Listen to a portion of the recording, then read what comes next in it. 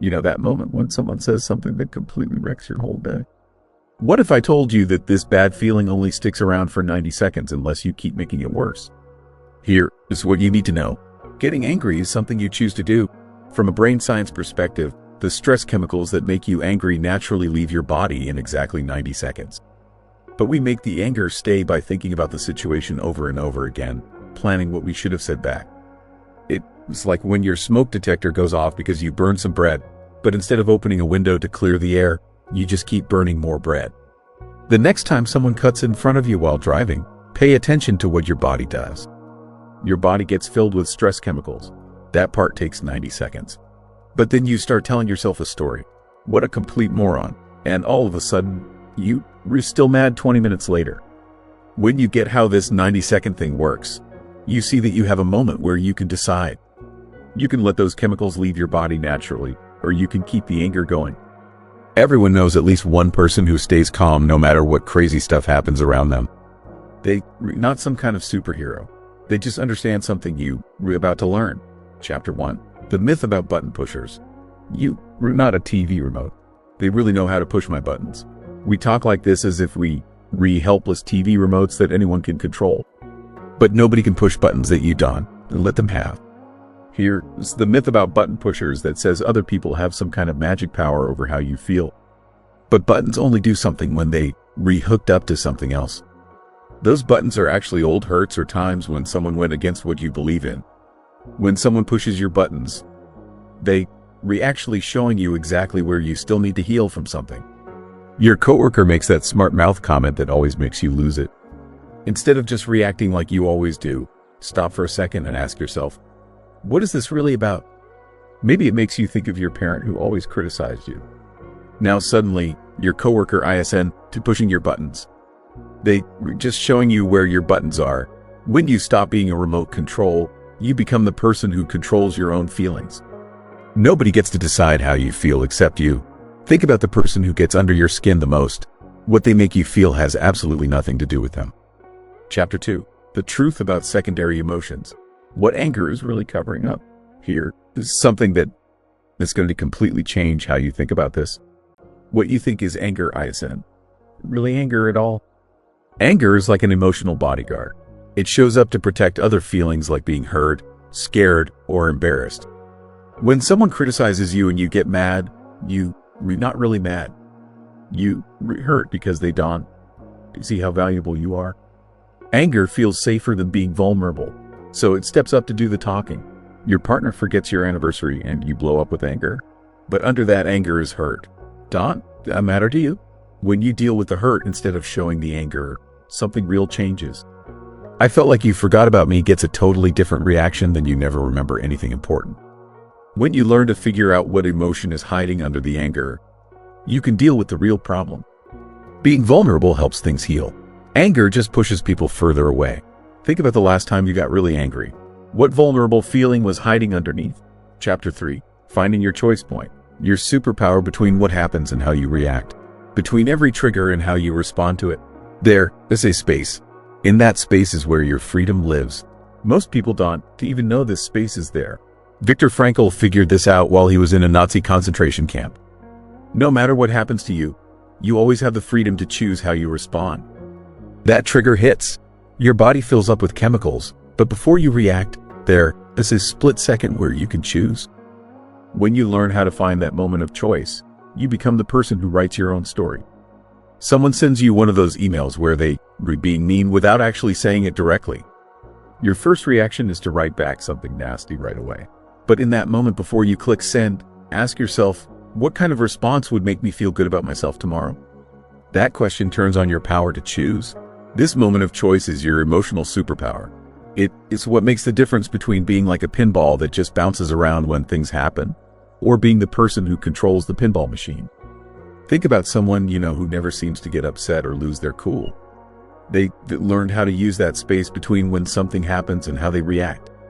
You can learn this too. Chapter 4. The technique of watching yourself. Looking at your emotions like watching the weather. What if you could look at your emotions the same way you watch weather patterns outside, instead of getting completely swept away by every emotional storm? There is a part inside you that can watch a piece of you that can observe your emotions without becoming those emotions. You can notice, oh, I'm getting angry right now. My heart is beating faster. But you don't. You become the anger. You just watch it happening. This part of you that watches is always calm, always paying attention. It's the part of you that can think, and having the thought that this person is a complete idiot instead of just thinking, this person is a complete idiot. Your teenager gives you that eye roll that drives you crazy. Instead of getting defensive right away, turn on your watching self. I notice that I'm getting irritated. Now you watching the emotion instead of letting it take over completely. From this place, you can choose a response that actually makes things better. The part of you that watches gives you protection from emotions. You can feel any emotion without letting it control what you do. Think about a time when you stayed calm while everything around you was going crazy. You were using this watching part of yourself. Now you can do it on purpose. Chapter 5. The revolution of changing how you see things. Hard people are like emotional gym trainers. What if difficult people aren't roadblocks in your way but personal trainers for your emotional strength? This change in how you see things will completely transform how you look at every challenging person. Every difficult person in your life is showing you exactly where you need to get stronger. That boss who always criticizes everything. They retraining your ability to bounce back. That neighbor who is always passive-aggressive. They helping you learn how to set better boundaries. Just like a gym trainer puts you through uncomfortable workouts to make you stronger, emotional trainers build up your emotional muscles. Your boss who wants to control everything sends their 15th email today. Instead of thinking, they don't trust me. Try thinking, they helping me practice staying calm when things get stressful. All of a sudden, this ISN, someone picking on you personally, it is emotional strength training. You start responding with genuine curiosity. What do you need from me to feel confident about this project? When difficult people become trainers, you stop being someone things happen to and become someone who learns from everything. Every conversation becomes a chance to get emotionally stronger. Look at your most challenging relationship. What strength is that person helping you build? Learn something new? Hit that like button. Share it with others. Tap subscribe and stick around for more. Got thoughts? I'd love to hear them in the comments. Chapter 6. The Boundary Blueprint. Protecting your peace without building walls. Boundaries aren't to walls to keep people out. They gates with you controlling who gets through. Here is how to protect your energy without turning yourself into a fortress. Healthy boundaries are like your skin. They let good things in and keep bad things out. You just need to be clear about what you will and want to put up with. I understand you frustrated, but I don't respond well to yelling. Can we talk when you calmer? This isn't being aggressive. It's being assertive. Your friend constantly complains about the same problems, but never wants any solutions. Instead of getting frustrated, set a boundary. I care about you, but I can only listen to this problem for 5 minutes unless you want to work together to find some solutions. You keeping your emotional energy safe while still being there for people. Boundaries help you save your ability to actually help people instead of getting completely worn out from all their drama. You can give someone water from a cup that is already empty. Think of someone who completely drains your energy. What kind of boundary would help protect your peace when you around them? After 7, the timeout protocol, smart retreat versus just running away. There is a big difference between making a smart retreat and just running away. One makes you stronger, the other makes you weaker. Here is how to tell which one you redoing. Sometimes the most powerful thing you can do is temporarily take yourself out of a situation that is making you lose control. This isn't being weak, it's being smart. You giving your nervous system time to calm down and your thinking brain time to start working again. I need to take a break from this conversation. Let us continue when I can respond in a thoughtful way instead of just reacting. You not abandoning the situation. You reapproaching it with more skill. Your spouse brings up a touchy subject right when you were already stressed out from work. Instead of snapping at them or completely shutting down, say, this conversation is important to me, but I'm not in the right mental space right now. Can we talk about this after dinner? You respecting both the topic and your emotional ability to handle it. Timeouts prevent damage that takes weeks to fix. 5 minutes of space can save hours of cleanup conversations. We all said things when we were heated up that we wish we could take back later. Timeouts prevent those moments. Everyone needs breaks sometimes. The grown-up approach is asking for them instead of just taking them. Feel a conversation that went badly because you were already overwhelmed. A timeout could have changed everything. Chapter 8, the trigger map method. Know your emotional landmines. You wouldn't walk through a field full of bombs while blindfolded.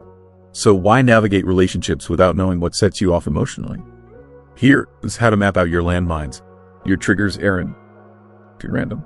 They follow patterns. People who remind you of your critical parent. Situations that bring back memories of past rejections. Words that hit old wounds. When you map out these patterns, you stop being surprised by your reactions. This tone reminds me of my ex-boss who never trusted my judgment. No wonder I'm feeling defensive. Knowledge is power. When you see the landmine, you can walk around it instead of stepping on it. Keep a simple trigger journal for 1 week. When you get triggered, write down who was involved. What specifically did they do or say? What did it remind you of? I'll start seeing patterns.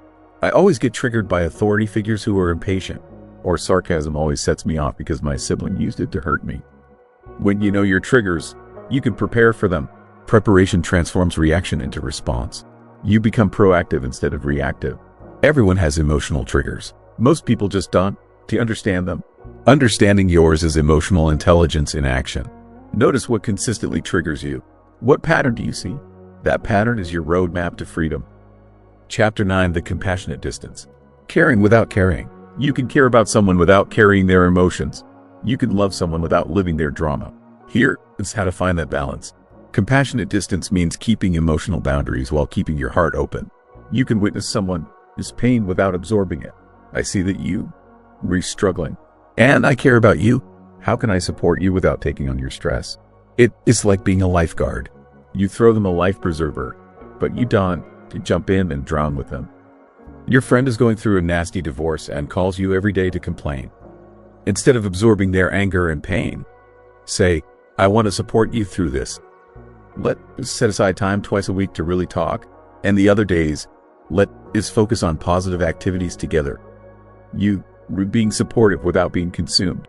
Compassionate distance preserves your ability to actually be helpful long-term. Burned out helpers help no one.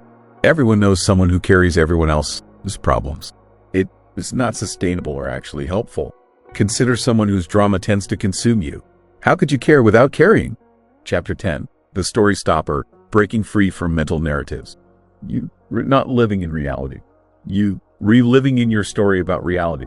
Change the story. Change how you feel emotionally. Here is how to become the editor of the story going on inside your head.